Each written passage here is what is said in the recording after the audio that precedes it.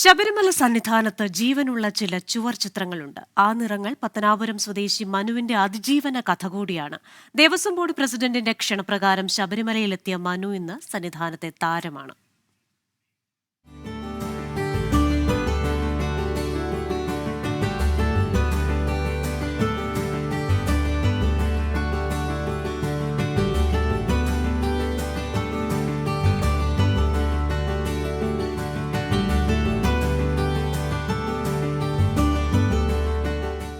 ഇത് പത്തനാപുരം ചേക്കോം സ്വദേശി മനു.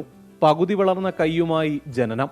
ആ ഒറ്റ കാരണത്താൽ നേരിടേണ്ടി വന്നത് അവഗണനയും ദാരിദ്ര്യവും. ആ ജീവിത വഴിയിൽ മനുവിന് അതിജീവനമായത് ഇടത് കൈയിൽ പിറന്ന ഈ അത്ഭുതങ്ങളായിരുന്നു.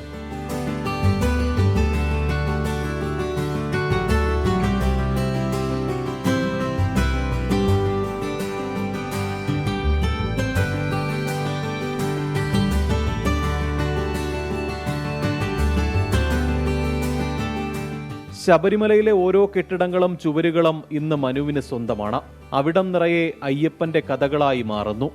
വരയ്ക്കുന്ന സമയത്ത് തന്നെ ഞാൻ പറയുകയുണ്ടായിരുന്നു, ഇടത് കൈ കൊണ്ട് ചിത്രങ്ങൾ വരച്ചാൽ ഭഗവാൻ ഇഷ്ടപ്പെടുമോ എന്ന് പറഞ്ഞ വിഷമത്തോടായിരുന്നു പറഞ്ഞത്. വലതയില്ലാതെ ചിത്രം വരച്ചാൽ ഇഷ്ടപ്പെടുമോ എന്ന് ചോദിച്ച ചോദ്യത്തിന് ഭഗവാന്റെ തിരുസന്നിധിയിൽ വന്ന് നിന്ന് ചിത്രങ്ങൾ വരയ്ക്കാൻ, അത് മാളികപ്പുറത്ത് ഭഗവാന്റെ ഒരു കാരുണ്യം കൊണ്ട് മാത്രം.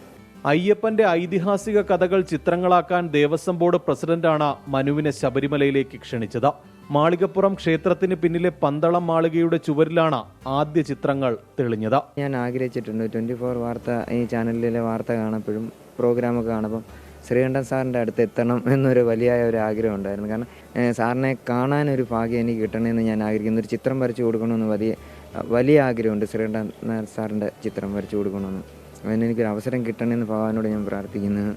ഇടം കൈകൊണ്ട് ചുമരുകളിൽ മനു നിറം പകരുമ്പോഴും സ്വന്തം ജീവിതം അത്ര നിറമുള്ളതല്ല. ജീവിക്കണമെങ്കിൽ ഈ കൈയുമായി ടാപ്പിങ്ങിനിറങ്ങണം. അപ്പോഴും സന്നിധാനത്തെ ഈ നിയോഗം മനുവിന് സ്വപ്നതുല്യമാണ്. ക്യാമറമാൻ NS സജീവിനൊപ്പം MG പ്രതീഷ്, 24 സന്നിധാനം.